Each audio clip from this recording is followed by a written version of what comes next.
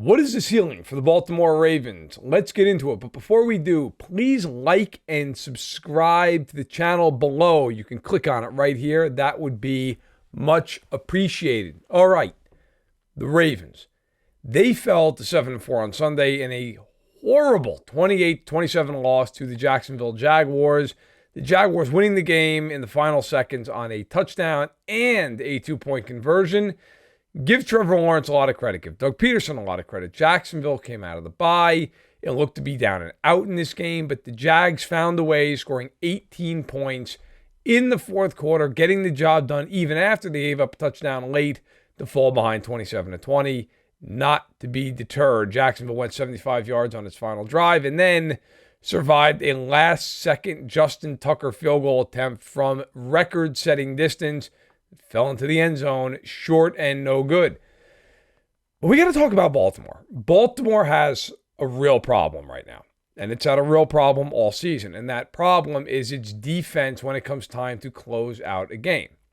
So when you look at the Ravens, you say, all right, 7-4. It's not bad. Tied for first place in the AFC North with the Cincinnati Bengals, who they've already beaten once and will play again in Week 18. You feel okay about that. You feel like, all right, 7-4 is a good, solid record. Certainly on the way to making the playoffs with a very easy schedule ahead. The problem is how they're losing these games. So the Ravens, in Week 2, played the Miami Dolphins, and they were up 35-14 in the fourth quarter. And they gave up 28 points, and they lost that game. And then a couple weeks later, they played the Buffalo Bills. And the Bills at the time were 2-1, but they looked like probably the best team in football. And the Ravens got up on them, got a couple takeaways, got up 20-3 in the game, and gave up 20 straight points and lost 23-20. And then 2 weeks after that, they played the Giants, and they allowed the Giants to score 14 unanswered points in the last 6 minutes of the game. And the Giants were able to win. And part of that was because Lamar Jackson threw a really, really bad pick at the end of that game, allowing the Giants to get the go-ahead touchdown. And that's been the theme, not being able to hold on to these late leads. And they've had other close calls, but those are the 3 games they had lost until today. That's the 4th one now. Here, as we're recording this on a Sunday night, the Ravens had the game in hand. They were up 19-10. They were in the fourth quarter. Things looked good, and then things didn't look good. With 6 minutes to go, it was 19-10 Baltimore. They gave up 18 points to Jacksonville in the last 6 minutes. Why? How? Well, again, 2 75-yard drives, 1 in 7 minutes and 12 seconds. Okay, understandable. 1 in $1.48, and they gave up a field goal. And that field goal came because Gus Edwards fumbled the ball deep in his own territory, Jacksonville recovering at the 16-yard line. And they did nothing with the ball. They went nowhere, but they kicked the field goal, and well, what do you know? Jacksonville won by a point.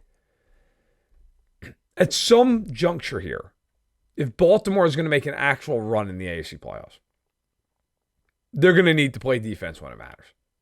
If the Ravens are going to actually have to stop somebody in the fourth quarter. Because it doesn't matter if you're good for 3 quarters. If in the fourth quarter you give up a half's worth of points, a game's worth of points, as they have done in multiple instances now.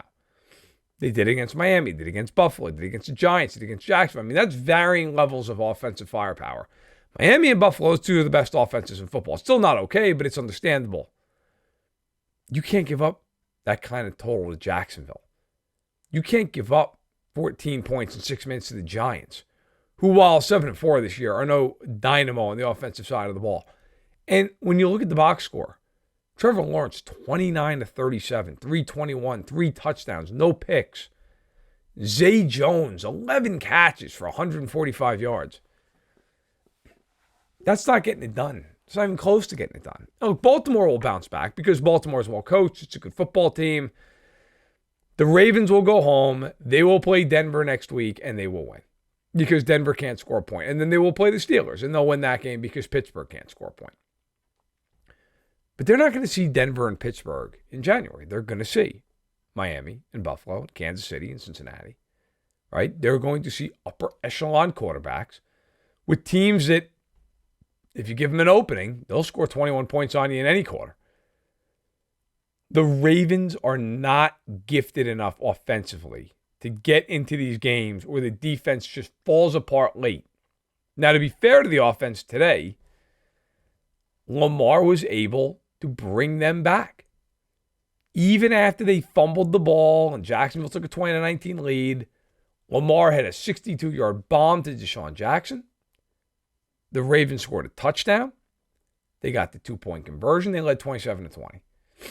But the Ravens defense then gave up a 75-yard drive in 108 seconds. It has been a theme all year for the Ravens. And it is going to be a theme that knocks them out of the playoffs if they can't figure it out. And they've thrown resources at it. General Manager Eric DeCosta went out and he got a couple of big pieces for that defense. Edge rushers, Jason Pierre-Paul, brought him in free agencies, played well. Traded second-round pick for Roquan Smith. Shore up that second level. He's played well. It has not been enough. The secondary's been leaky. The pass rush has been good, but it hasn't been there at the key spots. It is not going to end well for the Ravens if they cannot figure this out. They will beat the bad teams. They'll beat the Broncos. They'll beat the Steelers. They'll beat the Falcons when they play them later on this year. They are not going to win a playoff game against these teams that, let's face it, what is the one thing these four meltdowns all have in common? They've come late. They've come when these teams have said, we've got to start throwing the ball. Well, that's a problem if you're the Ravens in the AFC, because what quarterback's going to be making the playoffs this year? Well, it looks like it's going to be Burrow and Mahomes and Allen and Tua and maybe Justin Herbert. A lot of guys who want to throw the ball. Maybe you get lucky, you see the Titans, because they don't want to throw the ball. But outside of them, you're going to face a lot of teams that are just going to drop back and throw it. And if they get into a game, and let's face it, most playoff games are close games. If they get into one like that, and that defense has got to make a stop or two in the fourth quarter, what makes you think they're going to get one? It has been a major problem for Baltimore, and it's not going away. The quarterbacks so far that the Ravens have beaten this year: Joe Flacco, Mac Jones, Joe Burrow, close game, and a game they were able to put away. Kudos to them. Although I would add, they did give up a go-ahead touchdown late. Justin Tucker retrieved the game with a game-winning field goal. Jacoby Brissett, Tom Brady, Andy Dalton, Baker Mayfield. A lot of quarterbacks who either stink or have offenses that stink around them. It is a problem. And if the Ravens cannot figure it out, it's going to be solved for them. They're going to get sent home.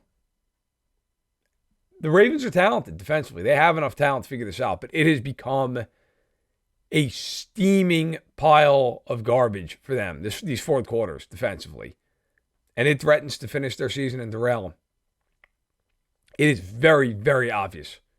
It is their main concern, and it needs to be their main fix here over the last month and a half of the regular season. Please, before you go, make sure to subscribe to the Stack in the Box channel. Subscribe and click a like button below. Thank you so much for watching. Hope you enjoyed it.